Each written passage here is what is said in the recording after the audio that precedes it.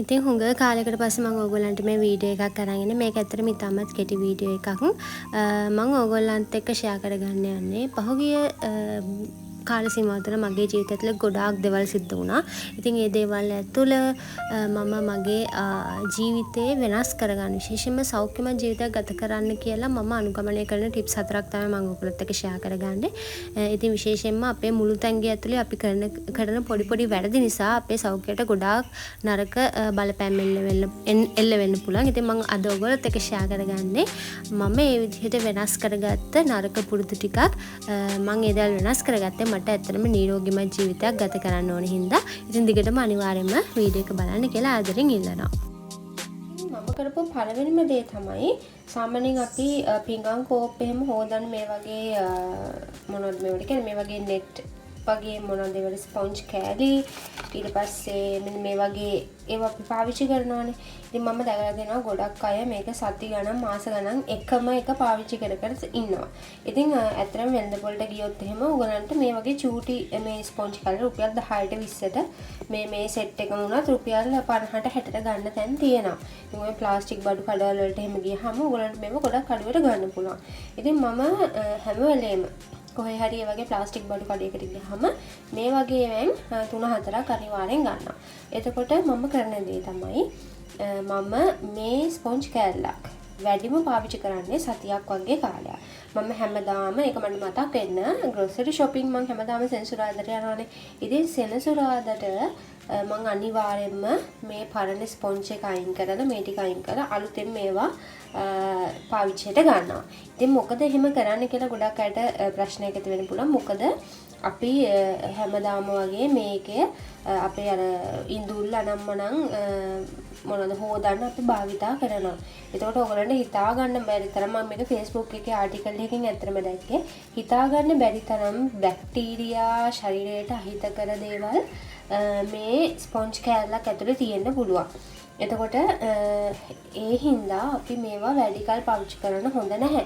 ඒ වගේම ඔයගලන්ට හැකියාවක් තියෙනවා නම් මේ ස්පොන්ජ් කෑලි මේ දැල් වගේ ඒවා හැමදාම නටන උණු වතුරට දාලා කියන්නේ දැන් දවසම අපි මේක හොදලා ඔයා මේක කුස්සිය රැයට අස් කරන වෙලාවට හොඳ නටන උණු වතුර එකකට මේක දාලා හොඳට තැම්බෙන්න ආරින්න. එතකොට මේක ඇතුලේ තියෙන අර අහිතකර බැක්ටීරියා වගේ දේවල් මැරෙනවා. ඉතින් ඒකලත් ඔයා සතියකට වැඩිය නම් මේව පාවිච්චි කරන්න එපා. අනිවාර්යෙන් සතියෙන් මේක රීස්ටොක් කරන්න. ඊළඟට මම ගොඩක්ම ගෙදරට ගේන එළවලු වල ප්‍රමිතිය ගැන ගොඩක් හිතනවා. ඇත්තටම දැන් කොච්චර ඕගැනික් කිව්වත් අපි S2ට දකින්නකම් අපි විශ්වාස කරන්නේ නැහැනේ. ඒ දේවල් වලට කොච්චර බෙහෙත් ගහලාද එහෙම කියලා මම ඔයගොල්ලන්ට මගේ කලින් වීඩියෝස් වල කියලා ඇති. මම ගෙදර ඇත්තටම ගොඩාක් එළවලු වවපු කෙනෙක්. ගෝවා ඊට පස්සේ කැරට් නිවිති රාබු මාළු මිරිස් වගේ ගොඩාක් ಜಾති මම ගෙදර වැව්වා. ඉතින් විශේෂයෙන්ම ගෝවා එහෙම වවද්දී මම දන්නවා ඒ කියන්නේ මට තේරුණා ගෝවා ගෙඩියක් සත්තුන්ගේ හානි නැතුව ඒ ගෙඩිය පරිස්සම් කරගන්න කොච්චර කටක් ගන්න ඕනද කියලා. මම ඔයගලන්ට කියලා දෙනවා මම හැම දෙයකටම පාවිච්චි කරන්නේ ගෙදර හදන කම්පෝස්ට් විතරයි. මම ඒ ඇරෙන්න පිටින් රසායනික පොහොර ගෙනල්ලා කවදාවත් ගහලා නැහැ. ඉතින් ඒකින්ද මම දන්නවා මේ රසායනික දැන් කෘමිනාශක නම්මනම් ගැහුවම අපිට ලේසියෙන්ම පළවා හරින්න පුළුවන් කෘමියෝ. නමුත් මම එහෙම කරන්නේ නැති හින්දා මම දන්නවා කොච්චර අමාරුයිද ගෝවා ගෙඩියක් පරිස්සම් කරගන්න සත්තුන්ගෙන් කියලා. හැමදාම ඇවිල්ලා මොකෙක් හරි සතෙක් එක කාලේ යනවා. ඉතින් ඒ හින්දා මම දන්නවා ඒක කොච්චර අමාරුයිද කියලා. ඉතින් අත්‍තරම අපි කඩෙන් ගන්න ගෝවා ගෙඩි වල එහෙම අපිට මුකුත් එහෙම සත්තු කවුවක් පේන්නේ නැහැ. ඉතින් එතකොට තමයි මට හිතුනේ කඩේ තියෙන ගෝවා වගේ දේවල් වලට කොච්චර රසායනික කෘමිනාශක ගහනවද කියලා. ඉතින් ඒකින්ද මම හැම වෙලේම කරන දෙයක් තමයි ගෙදරට එළවලු ගෙනල්ලා. ඒක දැන් අද හදන්න තියෙන එළවලු නම් මම ඒ ටික කපන්න පැය භාගයකට විතර කලින් වතුර ටිකකට ආටිෆිෂල් විනාගිරි ටිකක් දාලා ඊට පස්සේ මම ලුණු චුට්ටකුත් ඒකට දාලා ඒ වතුර එකේ තමයි මම එළවලු ටික පොඟන්න දාලා තියෙන්නේ. පොඟන්න කියන්නේ ඒක පොඩ්ඩක් අර හොඳට පිරිසිදු වෙන පොඩක් වතුරේ දාලා තිනවා පැය භාගයක් විතර. ඊට පස්සේ මම හොඳට හොදලා තමයි ගන්නේ. සමහරු කියනවා මේකට බේකින් සෝඩාක් දාන්න කියලා. ඒක නම් මම හරියට දාන්නේ නැහැ. ඒක කවුරු හරි කෙනෙක් ඒ විදිහට කරලා තියෙනවා නම් පහලින් කමෙන්ට් එකක් දාගෙන යන්න. ඉතින් මේකෙන් ගොඩාක් දුරට අපිට අර එළවලු වලට ගහන රසායනික පොහොරේ රසායනික තෙල් වර්ග ඉවත් කරගන්න පුළුවන් කියලා තමයි ගොඩක් පෝස්ට් වල ඒ වගේ දේවල් වල මම දැක්කේ. ඊළඟට මේක නම් ඇත්තටම මේ අපේ ගෙදර දැන් අර පහුගිය කාලේ ගෑස් වල ගණන් ගියේ හින්දා ඉතින් ඒ ගෑස් ඉතුරු කරගන්න කරපු දෙයක්. දැන් මම ගොඩක් වෙලාවට ගොඩක් ඉස්සර පාවිච්චි කළේ අර ස්ටේන්ලස් ස්ටීල් භාජන. නමුත් කාලයක් යද්දී දැන් මේක නම් ඇත්තටම ඔයගලන්ට පේනවා ඇති මේක වැඩි කල් එහෙම පාවිච්චි කරන්න පුළුවන් එකක් නෙමෙයි. මම හේතුව කියන්න ගයි මම මේක ගත්තේ කියලා. ඉතින් අර ස්ටේන්ලස් ස්ටීල් වගේ වෙනම් මේ ටික කාලයක් යද්දී හැබැයි හරි ඔරිජිනල් ඒවද කියලා මම එහෙම දන්නේ නැහැ. මේ පතුරු වගේ ගැලවෙන්න බලනවා. එතකොට මම ඒක නිසා කල්පනා කළා මැටි භාජන වලට මාරු වෙන්න ඕනේ කියලා. හින්දා මම එළවලු හදන ඔය හොදි වර්ග හදන හැම එකක්ම මැටි භාජන වලින් තමයි භාවිතා කළේ. මොකද ඒකේ රසත් හොඳයි අත්‍තරම මට.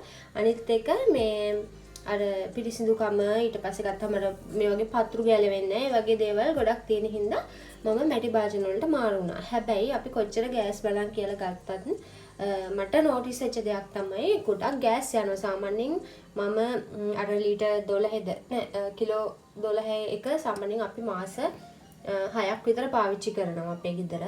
හැබැයි මේ මැටි භාජන පාවිච්චි කරාට පස්සේ ඒක මාස 3 4 වගේ ගන්නට අඩු වුණා. මොකද අර රත් වෙන මැටි භාජන රත් වෙන ගොඩක් ගෑස් යන හින්දා. ඉතින් පහුගිය ටිකට ගෑස් වල මිල ගණන් අඩු වෙච්ච හින්දා අපි පුළුවන් තරම් ඉක්මනට මැටි භාජන අයින් කරලා මේ වගේ ඇලුමිනියම් භාජන ගත්තා. මේක නම් හොඳ ක්වොලිටි එකක් නෙමෙයි ඇත්තටම. මේ වෙලේ අර හදිස්සියට ගත්ත එකක්. ඉතින් අර කාලයක් යද්දී අපි කහ දාලා එහෙම හදද්දී කහ දාලා හොදි හදද්දී ඉතින් මේ වගේ ඇතුලේ ඒවා බැඳෙනවා. ඉතින් මේක ලේසින් අයින් කරගන්න පුළුවන්.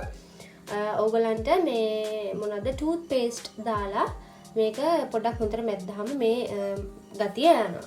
ඉතින් ඕගලන්ට පුළුවන් මේ වගේ දැන් මේක නම් මම කිව්වනේ මේක ඇත්තට හොඳ ක්වොලිටි එකක් නෙමෙයි. ඕගලන්ට ටිකක් හොඳ ක්වොලිටි ඇලුමිනියම් මේ වගේ භාජන ගන්න.